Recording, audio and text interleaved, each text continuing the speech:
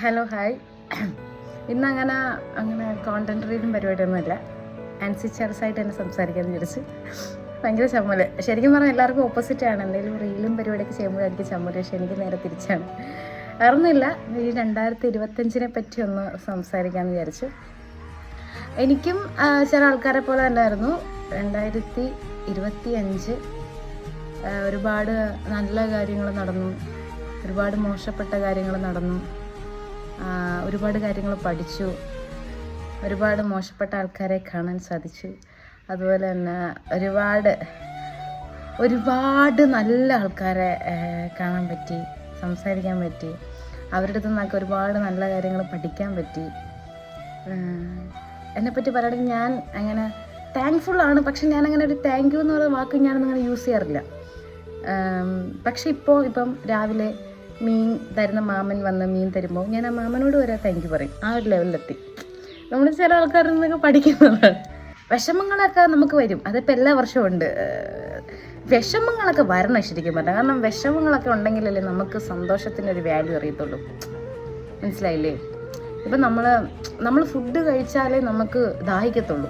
വെള്ളം മാത്രം കുടിച്ചുകൊണ്ട് നമുക്ക് ദാഹം വരത്തില്ല. സോ വിഷമം വരുമ്പോൾ വിഷമിക്കണം, സന്തോഷം വരുമ്പോൾ സന്തോഷിക്കണം.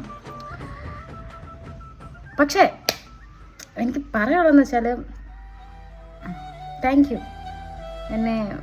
എന്നെ സ്നേഹിക്കുന്നതിൽ, എന്നെ മനസ്സിലാക്കുന്നതിൽ താങ്ക് യു. അപ്പം ഹാപ്പി ന്യൂ ഇയർ. അടുത്ത വർഷം ഇപ്പോൾ നന്നായിട്ടിരിക്കുന്നവർക്കൊക്കെ അത് ഇതേപോലെ തന്നെ അടുത്ത വർഷം നന്നാവട്ടെ. ഇപ്പം മോശപ്പെട്ടിരിക്കുന്നവർക്കൊക്കെ അടുത്ത വർഷം നന്നാവട്ടെ. എല്ലാവരും നന്നാവട്ടെ. Happy new year. Hi, hello. അങ്ങനെയൊക്കെ ആവുന്നത് ഞാൻ എന്തൊക്കെ തേങ്ങ പറയുന്നേ. ഹാപ്പി.